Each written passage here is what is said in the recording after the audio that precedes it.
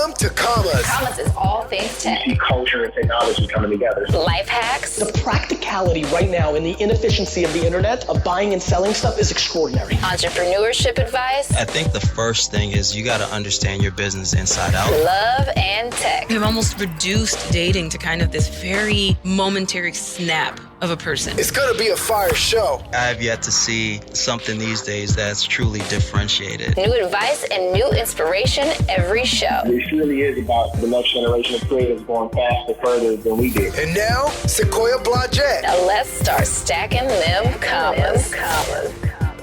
Today's show is all about startups. We're focused on getting your business off the ground and getting that venture capital investment if that's what your goal is. Today's show is brought to you by Boomerang the Series. BET brings a young, gifted, and unapologetically black cast that is a lot like you. Original Dramedy premieres Tuesday, February 12th at 10/9 Central, only on BET. Entrepreneurship advice. Learn from the hottest and most successful investors, founders, and innovators in the game. Determine your greatness. It's time to get your knowledge up. Okay, for sure. What's poppin'? We've got the founders of Shearshare in the building. It's a mobile app company that connects salons and barbershop owners to licensed stylists to fill unused suites and stations on demand. How you guys doing? Doing good. Awesome. Sequoia, you're doing it bigger and bigger every time I see you. I'm trying. I am trying. That's the goal, right? You can't, if you ain't leveling up, then what you doing? That's Hey, true. you ain't doing nothing. Won't he do it? Won't he do it? Yeah, he will. You moved to LA and all of a sudden, bam. I think we're going to see her on billboards next. Shoot. It's coming. We've already spoken into existence. Let's do it. I'm 100% there for it. So tell us about Shearshare. Shearshare is growing, and it's we're now in over 420 cities in 11 countries. Yeah. Wow. We're a team of 11 now. Wow. When you met us, we were just a team of Two. It was just two of us. Yeah. Yeah. Oh, my God. All this since 2016, which is crazy. All of this just a couple of years ago. Wow. So 11 countries. Which countries are you guys in currently? Courtney. Oh, you had to pitch it over to me, I right? do. Okay, so let's see. We're in Russia, Germany, England, France, Wow. Netherlands, Australia, and the rest of them are on our website. You can check that out at Shearshare.com. We used to know all of our Shearshare hosts, like literally by heart, like all their first names, some their anniversaries and the children's birthdays, and now it's just grown so much we cannot keep up. I understand that. That's so crazy. So you guys, I met you guys when you guys had gone through 500 startups and Y Combinator. And for you guys that don't know, those are like the biggest accelerators in Silicon Valley. So that was only like 2 years ago. Yeah. So you guys grew really fast. So you raised funding for the company. We did. Were you bootstrapping first and then raise funding? Tell us a little about that. We bootstrapped when we first started, which was an idea. So we basically decided, hey, you know what? We're going to go through this process of using our own money. We want to make sure that if we ever get any funding or if that's something that people will do, we want to make sure we got some skin in the game so we can just prove ourselves that we're building on something that we know that's going to work. And so once we did that, you know, how much you think we put in there? Oh, my God. I don't know. It was like, it was tens of thousands. He's like our house and our kid. I mean, we really did. We almost threw our kid in there. But we didn't know that there was this world out here that would give you money to go live your dream and go build a startup. And so we just did what we knew to do. We're like, this problem exists. It's our own problem to solve as salon owners. And so we said we got to create it. But let's be clear, though. You guys bootstrapped first, which made investors trust you more because you had skin in the game. Oh, for sure. Yeah. Right. And I think to anybody who wants to be an entrepreneur, you know, most people, when they start a business, the first thing they think about is going to get a loan. The first thing they think about is, you know, where can I get this money from? Well, they got something you call friends and family fund. If you have family that got money that wanted to we did not. Because more than likely, we look at it like this: they're going to lose that money. You know what I'm saying? They're going to put this money into you, and they just got to forget that they gave it to you. Right. So it's like a loan that you say, okay, well, if they don't give it back to me, are you comfortable losing this amount of money? We were comfortable losing that amount of money, even though we knew it was a big risk. On ourselves. Yeah. That's really smart. And so how much did you guys end up raising in funds? 1.1 million. Nice. Yeah. And what did that do for the business? Oh, we're still living and eating off of that money right now. Really? Yeah. So are you guys profitable? Yeah. Well, not yet. Okay. Not yet, because we keep hiring. So, and that's what we wanted to do. Yeah. We knew that this first stage, and we call it our pre-seed round, it was really to build the firm foundation. So we need to hire engineers, because we started out like Tye said, we bootstrapped this thing. So we had no technical manpower internally. So no engineers on our team. Yeah. And so we said we cannot continue to pay a third party. We need to go ahead and hire some software engineers. So did that. And so we're now five engineers and then 6 others. So you're like whoever else, it doesn't matter. Me, Courtney, sales and ops. Yeah, that's real though. Yeah. So it is. Let's talk about the difference between actually having engineers in house and then having them like third party. Oh my gosh! Well, that's interesting. You know, we were just talking about this today with one of our investors. So they wanted to know how many engineers we had in house. When we first started, we went through a friend just asking about technical. You know, we wanted technical founders, so we wanted to know how could we start this business. And so she turned us on to a third party, which was in the Valley, and we decided, you know, let's go ahead and do it. This where a lot of our money got ate up at. Third party investors basically build your business off of sprints. So whatever job you want done, they're going to charge you for that job. And really, it could be anywhere from $5,000 to build just a small a wireframe. Yeah, like a mini feature. Just a mini feature, something that's just moving. And then once you start getting into the nuts and bolts, the back end, the front end building, I mean, you're looking at 10 to 12,000 every sprint. And these are people, they're working. This is the crazy thing. They're working job hours. They're not working. Right. Once they close that door, they're not working anymore. So you're like, but our business is still running. If something breaks in the middle of the night, it's not going to get fixed. You have to wait until the next morning. Yeah. So once we got the engineers in house, you pay them. So they're literally working and fixing things right then when you need it. We have some engineers here in the States, and then we have some in India. So we're working on time differences. So we're able to build in the morning time when it's evening there, and evening there, and it's morning time. You know, evening here and morning time there. So we're constantly getting work done. Yeah, we follow the sun. And we've constantly got some really good back-end engineers that really know their stuff. I would say, too, Tye, that something different that at least I've noticed is that the engineers, when we had the third-party resources, it was, okay, what feature do you want to build for this quarter? Yeah. And then now it is the engineers are thinking with us, what's the next set of features that make sense on the product roadmap for our community? Absolutely. Yeah. So one of our lead engineers now, our product management manager too. So he's able to now understand what we want to build and able to tell the other team how we're going to build it, the sprints they're going to do it in, which they're getting paid a salary for, and we don't have to worry about paying sprints hourly. Now. So it's easy. It's much more beneficial. Oh my gosh, yeah, because you have more people who, more brains, who are thinking long term for Shearshare. When you tell a third party engineer, I want this built, they just build it, right? And then that's done. Yeah. But our engineers now, they're thinking with us about the broader vision that Tye has for the company and for the product, and so that goes it goes a long way. Yeah. So let's talk about the trajectory of your fundraising. I know you guys had raised through venture capital. You guys had some different competitions that you entered. Like, what was that whole process like? Nightmare. Nightmare. Can I say it again? Nightmare. Oh my, yeah. Thinking back, I'm trying to figure out how the heck we got through. But how does any founder get through that, right? Like, if anyone told you really and documented every day of a startup founder's journey, I think a lot of people would go, oh no, that's not for me. Because you can have the highest of highs and the lowest of lows, and you hear no like 10 times a day. Like, how do you go to that 11th meeting with the same amount of passion and energy and excitement and, optimism for what you're doing and expecting to hear a yes? Yeah. And so that was difficult in the beginning. So we had that initial investment from 500. And then we had some angels. One out of first angel came out of Texas. Yep. And so we had some money. So when we got done with 500, we actually had a little bit of money to play with. But what really was a job was going out there looking for investors and having those investors to believe in what we're doing. So we had to go through a lot of no's. I'm talking about eating some serious crow.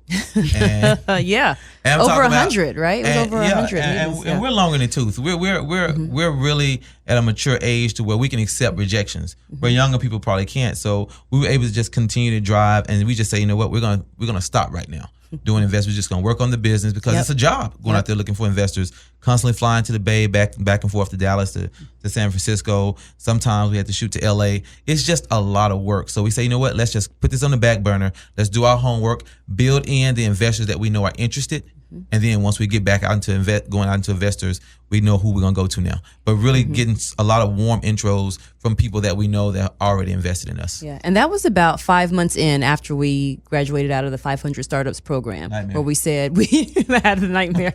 We said we needed to pause on the fundraising and just focus on our customers. We're like, what's more important, getting the money from the investors, or is it making sure that our product is 5-star for the people that we serve? And we chose to focus on revenue.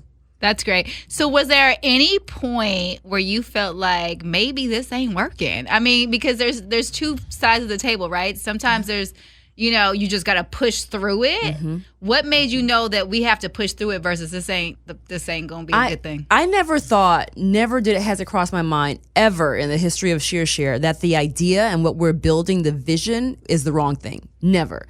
But what I have gone, maybe this isn't the right time, is the investor meetings. And so, like I said, we had to, hit pause on that for a minute. I think hearing no for us, it was walking out of those meetings and going, okay, well, that's just not the right investor for us. And that's okay. That's completely okay. We're used to having to walk into rooms and explain the industry of beauty and barbering to someone who has no idea about the ins and outs of the industry, let alone this is not their problem to solve. So it's really difficult for them to see themselves in that chair, right?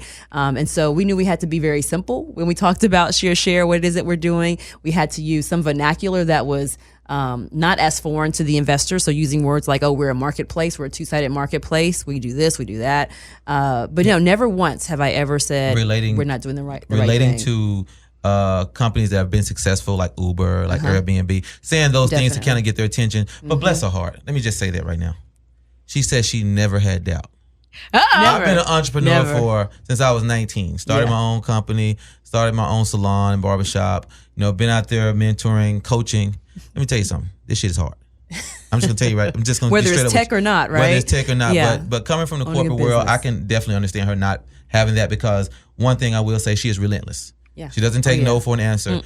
But because I've been in business and because I got to a point where I got a lot of no's at a young age, I had doubts. But I was young when I had those no's. So it still follows you. It's like a bad dream. It still follows you. So there were times that I had doubts, but I knew that we had something.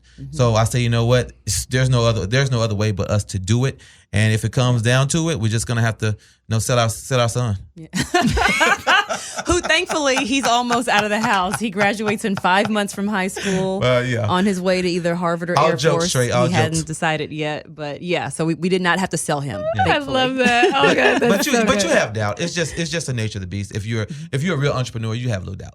So, but you guys are also a married couple. So did that ever interfere with the conversations with investors? Because I know just going through the process. Yeah, talk about that. It's funny. It's funny when you go to investors and they question that. And I will say they may do it with everyone, but we felt like it was a little bit of a burden on us, being African American, and probably never having invested in two African American married couple. And so my thing is they would always tell us, they would tell us in 500, we're looking for companies that, being a startup, it's like a marriage. You know what I'm saying? You're like, we know. We're like, damn, we are really married. You don't say. We're going to see each other every morning. This somewhat married couple, co-founders, they going to say, if they don't like each other, the hell with you and go the other way.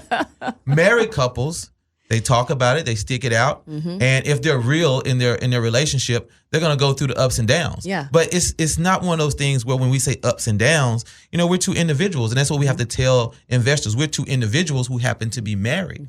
And so I think I made a mistake one time. It was probably a success mistake.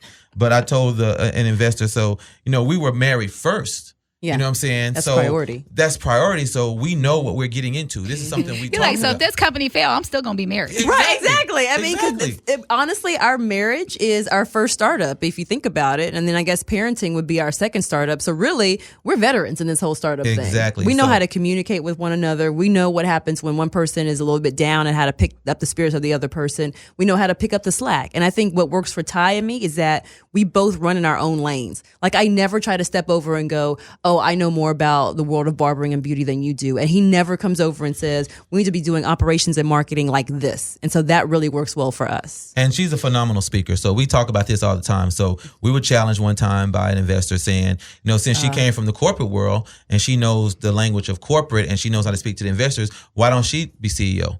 And so we were able to talk to her and get her to understand. I was like, well, you guys see this a whole lot. But think about, what is she going to do if I'm not there? How is she going to build this company without the vision of what we go through every day? How is she going to speak to the users? How is she going to understand the perspectives that needs to be learned through building this company? And so she didn't want to, she's like, no, I am actually the person that can sit back and take what you do and put it into a simpler form for the investors to understand. So she's a speaker on that end, and she's a phenomenal speaker. We learned that a long time ago when we put her in front of the demo day. And one of the things that I do, I speak to the users. I speak to a lot of the people in the beauty industry. So we know we have a phenomenal fit and teamwork with how we put things together. We know our strengths. We know our strengths. So a lot of times we get challenged with that, but she always bring it back to home and say, you know what? No, we're not going to do that. No. So what were some of those things like going into it that you would say were positives actually taking venture? As a married couple? Well, period. Period. Yeah. Let's see. Definitely, validation. I mean, I know a lot of people may think, why is it important for an investor to validate you? Actually, when you hear, hundreds of no's, to get that one yes that goes, yeah, we totally see what you guys are doing. We get it and we support it 1,000%. That actually picks up your spirits a whole lot. So that was one thing. I think validation was a positive coming out of it. And to the network that they have. I mean, oh my gosh. I mean, now we have, like, for example, one of our investors, Arlen Hamilton, Backstage Capital. If we have a question about, wanting to hire a diverse team, of course she's got like all the answers because her VC firm is probably, I would say, the most diverse in the entire universe. We also got Charles Hudson from Precursor Ventures. Oh, nice. Okay. Who we talk to all the time, so we're consistent in talking to him. So we take him through all the things that we're doing and how we're growing, and he's able to validate everything that we're doing. So that's a phenomenal relationships. But a lot of our relationships are really from people in the California area, the Silicon Valley area. So they kind of get it and they understand just the liberalism of what we do in the business. Beauty is spread out through this nation. It is super big. So we can't go to investors and get them to believe how big beauty is. So we have to really break this thing down in such a fragmented clarification in different types of conversations so they can really get it. Yeah. I would say even too, like Structure Capital, another one of our investors, their focus is all on zero waste economies. And so the fact that is what we do, we monetize excess capacity. We have a plethora of people that we can run to. Whereas before, we didn't even know that these other companies really existed. And now because they are a year or 2 or 10 years ahead of us, those are great resources for us to tap into. And speaking about structure, Jillian Manis is really about zero waste. After we won Google Demo Day, we met for dinner for a pre-celebration, and Courtney and I ordered an appetizer, and so we were kind of done with the appetizer. She said, no, you got to finish it. We don't waste anything. I said, she literally lives by that mantra. She lives by that mantra. You're like, but nothing I'm is full. wasted. Yeah, we have the best investors. We really do. That's awesome. Yeah. So do you guys feel like, you said obviously California this is where all the investors are, this is where your 90%. Network is, I mean, are we thinking about moving here, or do you feel like you even have to be here to operate the company? I don't think we have to be here to operate the company. We can be anywhere. Like our team right now is remote, and our top 3 markets are Cali, Texas, and New York. But as our son goes off and graduates, we are contemplating moving. So we'll probably move to one of those top 3 markets. We'll see where we land. We'll see. We're already in one of them. Yeah. Do you think there are any cons to actually taking venture? Yeah, you cannot be ready. I'm glad for the no's now because we were so not ready in the earliest days.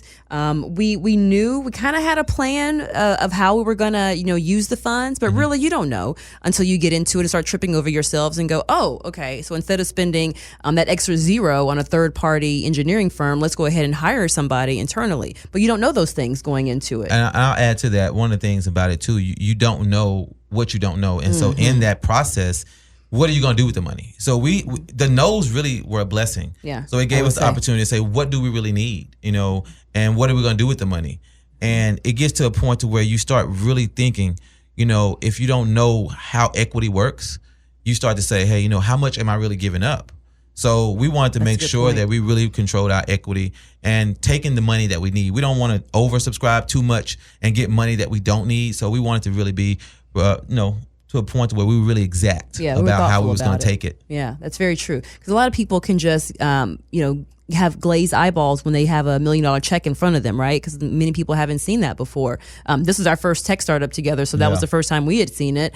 But we had known enough and had talked to enough people and had the guidance of some phenomenal folks like Miss T.D. Lowe out in San Francisco to know the right questions to ask and to know what roadblocks to kind of hurdle or like go around.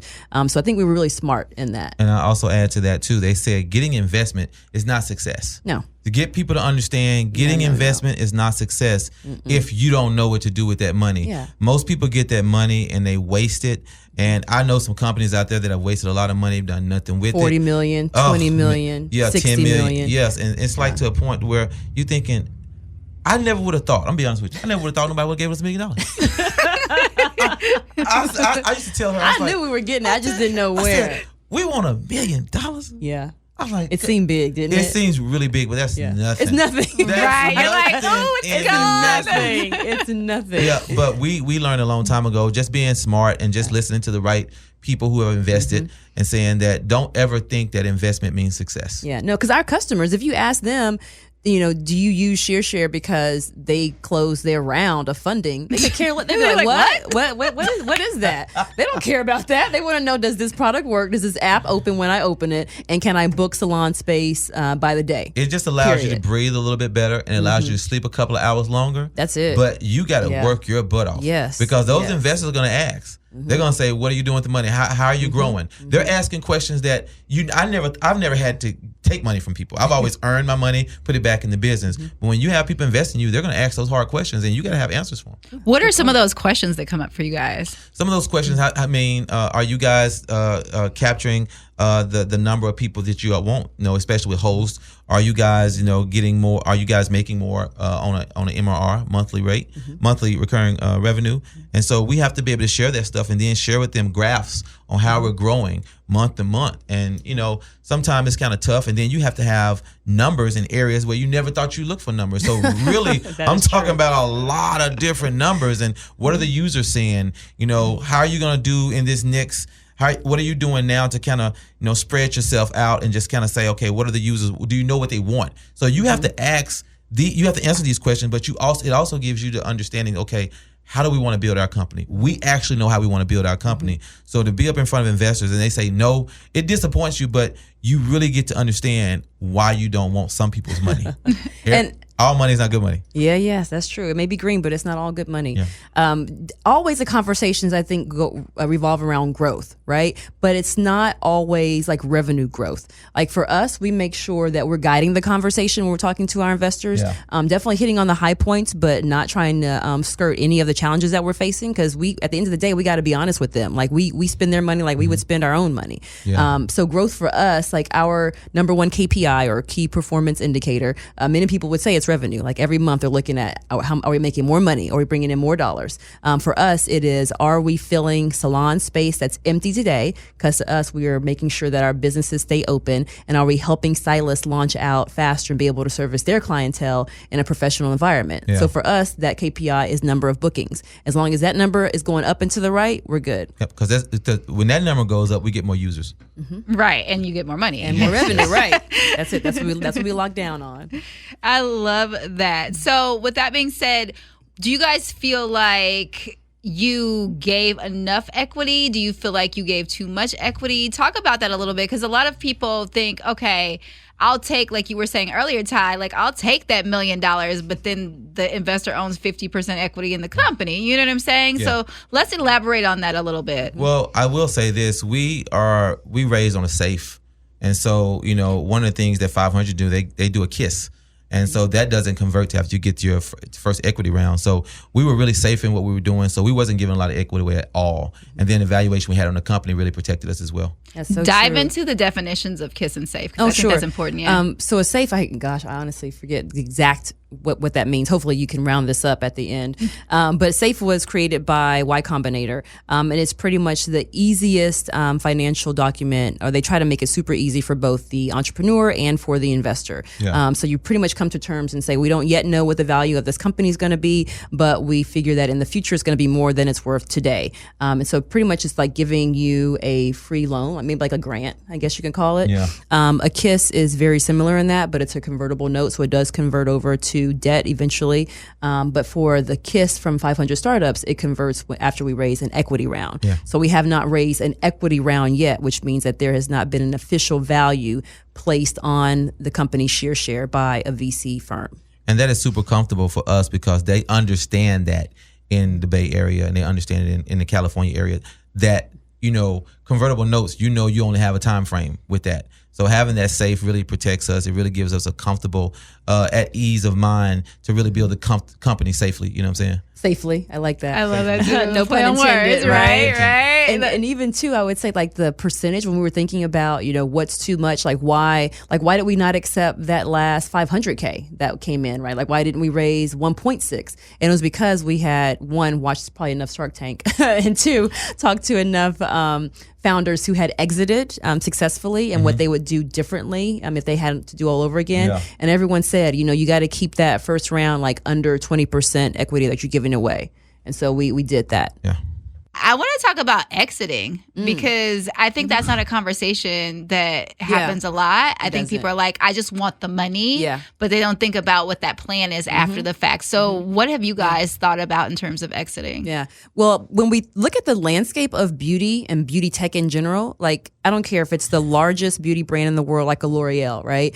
No one has a doctor of professional barbering and cosmetology who is leading the charge. The fact that my husband has spent 25 years in the industry, the fact that we've been salon owners of an award-winning salon for over 2 decades now, that he's an educator, that we sit on the boards of cosmetology schools and barber colleges. When I say we are uniquely qualified to solve this particular problem because it was first our own problem to solve, I don't see anyone else being able to do what we do. So definitely the fact that we have first mover advantage has helped. But so in thinking long term about what a successful exit would be for Shearshare, we're taking this thing to the moon. Beauty's not going anywhere. People are still going to get their hair done. They're still going to get their nails done. Men are still going to go get a haircut, et cetera, et cetera, et cetera.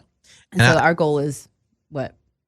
And the thing about it is, I want to add to that, they're not going to do the work. It takes a lot of work. So you think about a lot of B2C apps that are out there. We are B2B. So that means we're dealing with people on both sides of the marketplace. And being an owner and then being an operator, you have to speak the language. So a lot of times you're dealing with issues of change, and sometimes people aren't susceptible to change as a California or New York. So we're dealing with a lot of in the middle central states that may not be ready to change or be susceptible to it, or may not be technology adoptive. But at the end of the day, if we're educating them, doing the hard work that most people don't want to do, as opposed to just building an app just for one person and hoping that the rest of them will come along, we're doing that hard work. So even though I've been in the industry 25 years, I know people have been in the industry 40 years, 30 years, and being a salon owner for 2 decades, I know people have been longer than that. Are you willing to do the work? Are you scared to say, okay, well, after all, because adults don't like rejection either now. And sometimes they've grown older outside of wanting to be in a certain level of complacency, and they're not comfortable anymore. So they don't want to deal with this new rising generation. We're there. So we understand that growth. We understand that disparity between old and new.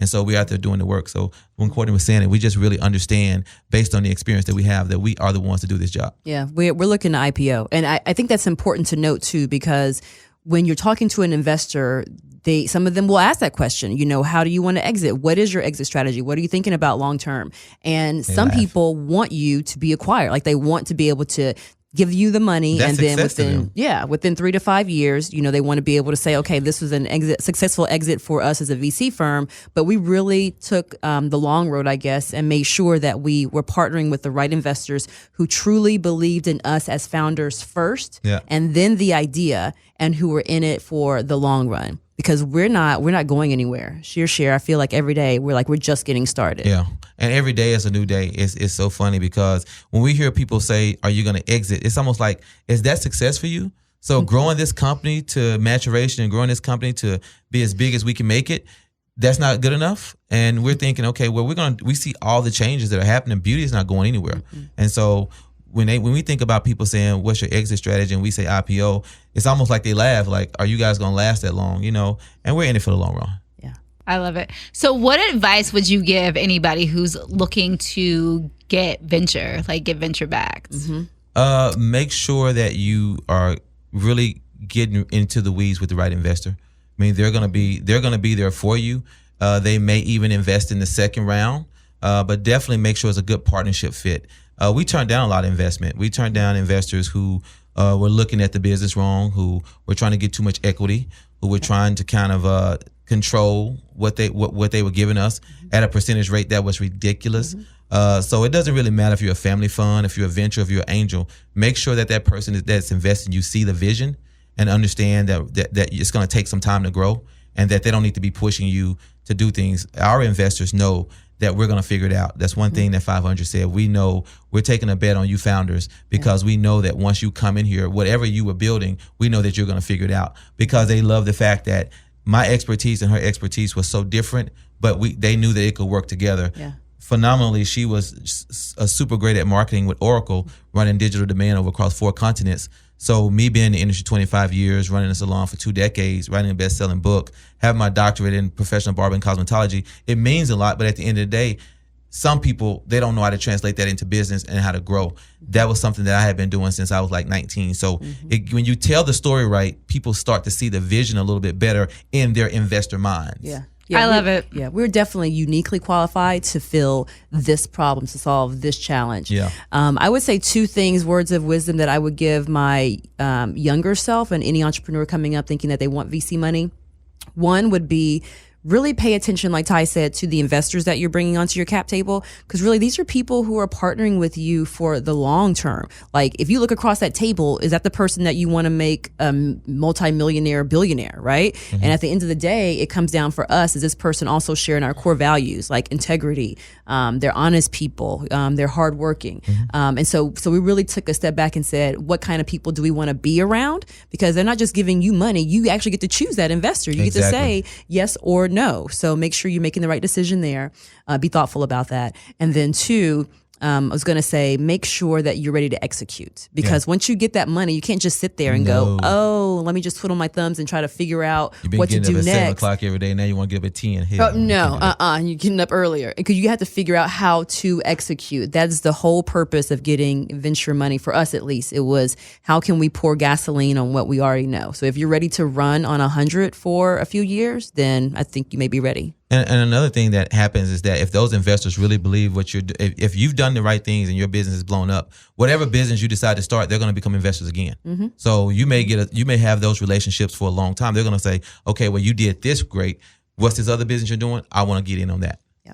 That's awesome. So with that being said, how do people find Shearshare? We are Shearshare everywhere, because that name did not exist until Tye and I came up with it on a plane trip out to California. So you can find us on Instagram and Twitter at Shearshare, and then go to our website to get the free downloads at www.shearshare.com. You can either text in to our support line if you have any questions, or you can give us a call at 562-7-SHEARS.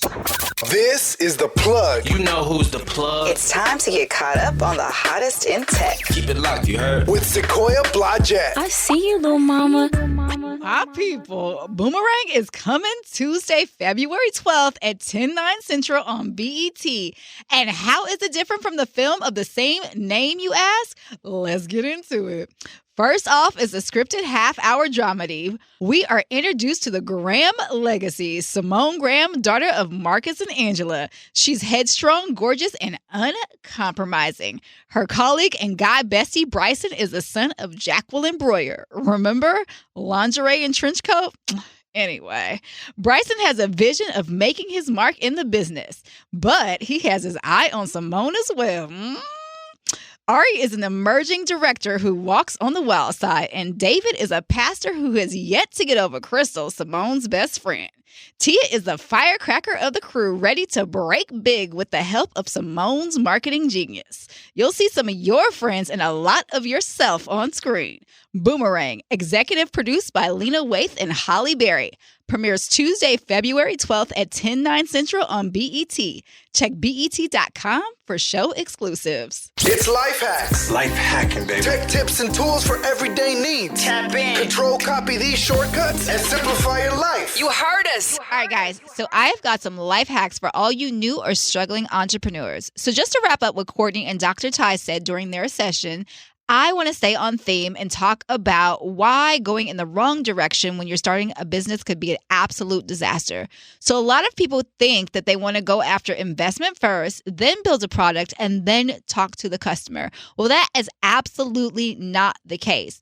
A lot of the reasons why people think that that is the case is because maybe they're, one, afraid to talk to the customer and they think that they'll be rejected, so they don't step out to have those conversations. Or two, it's a mindset thing. They have a roadblock. Maybe they've been rejected in the past and they don't want to be rejected again. So a lot of entrepreneurs get in business for themselves and they want to solve their pain point, but they forget completely about solving other people's pain points. And that is the reason why you do not talk to the customer, and you kind of circumvent that, and it ends up biting you in the butt in the end, because you want to make sure that you're talking to the customer from the beginning. The reason why you talk to the customer first is because naturally you want to build a product for the customer. So essentially when people come out with a product, it's because they suffer from a pain point. So they were like, hey, this is going on with me, so I want to build this product for me. Well, 9 times out of 10, you could be essentially the only person that's suffering from that pain point. And without talking to the customer first, you don't know how many people are actually interested in your solution, right?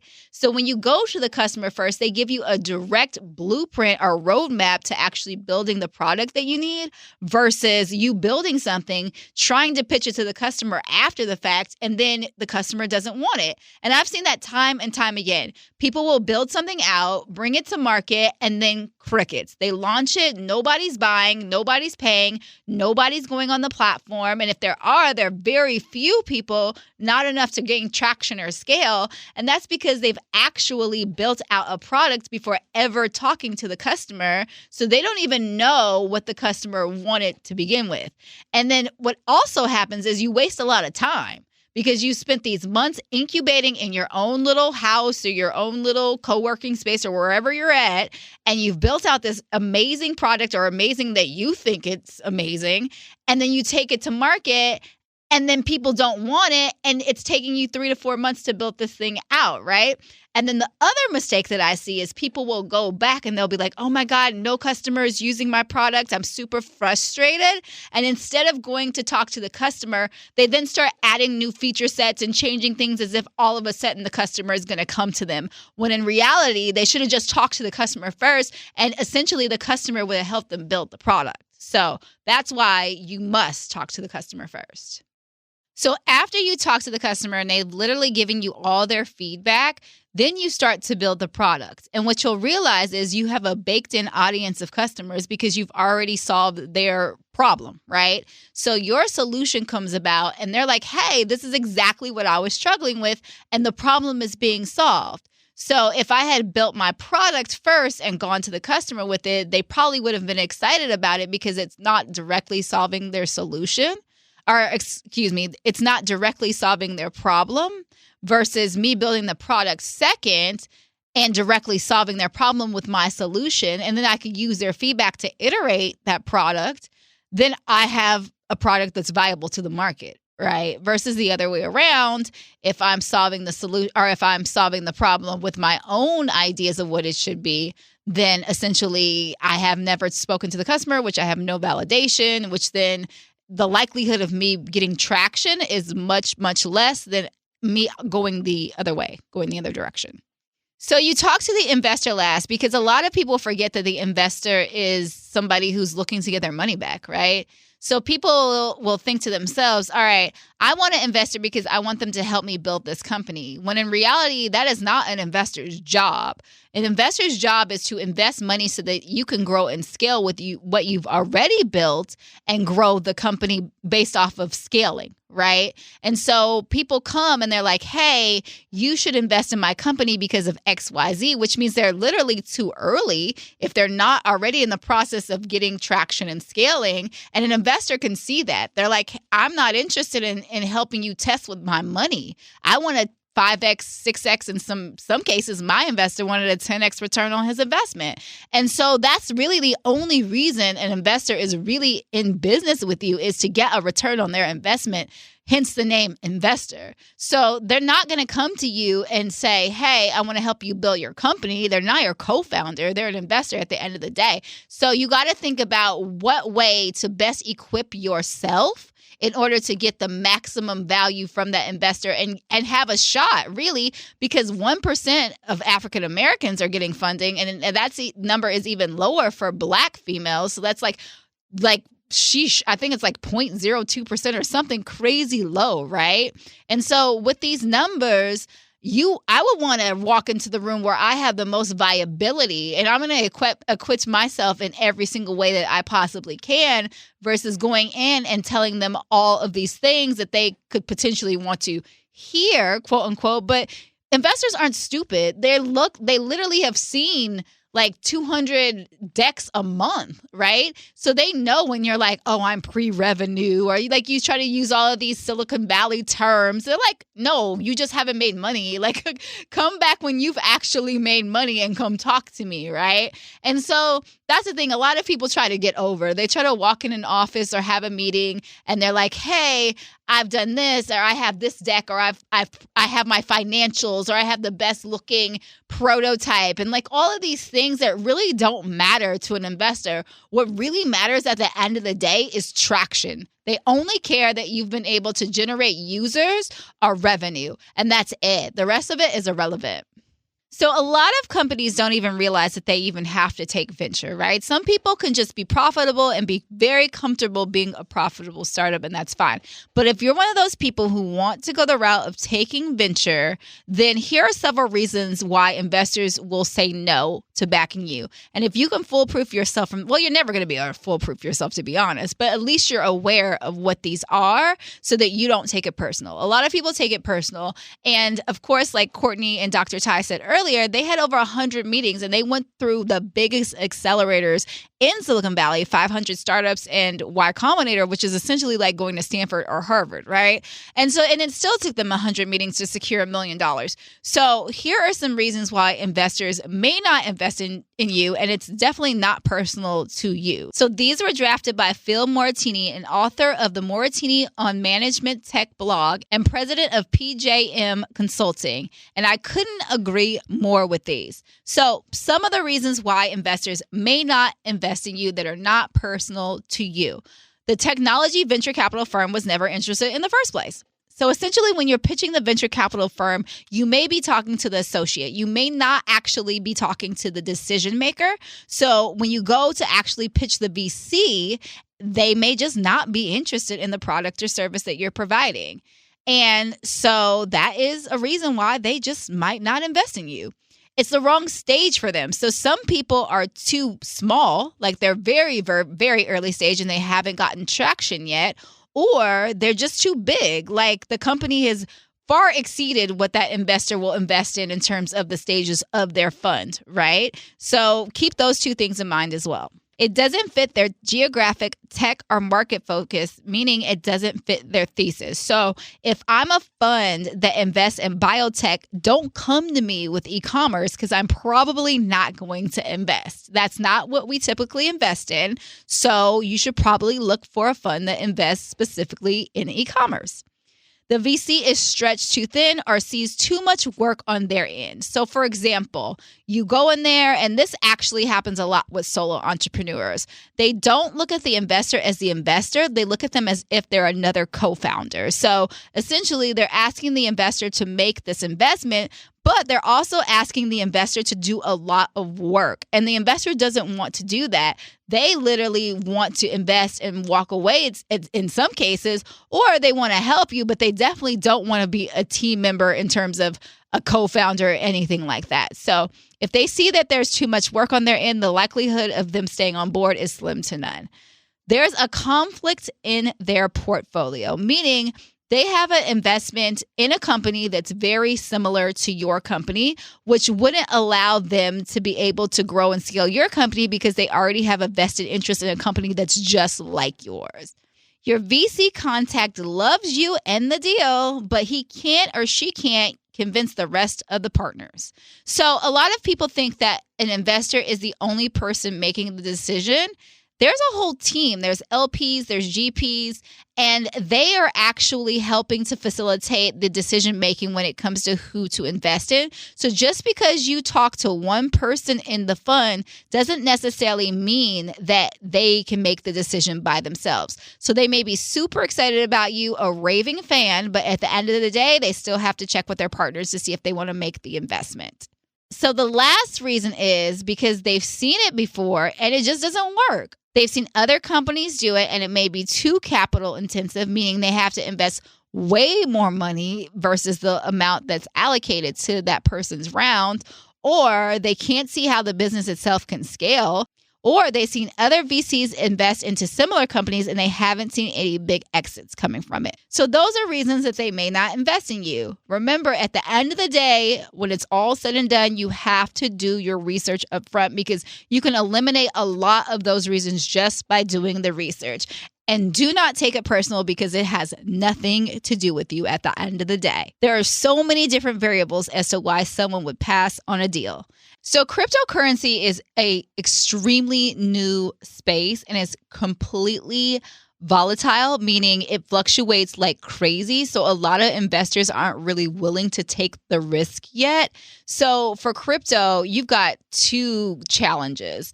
Adoption, because people aren't familiar with the processes and if they're going to get their money back. If they make an investment into your platform, say you have a cryptocurrency that's on an exchange, they don't know, obviously if they put their investment in, if they're going to get their money back from that.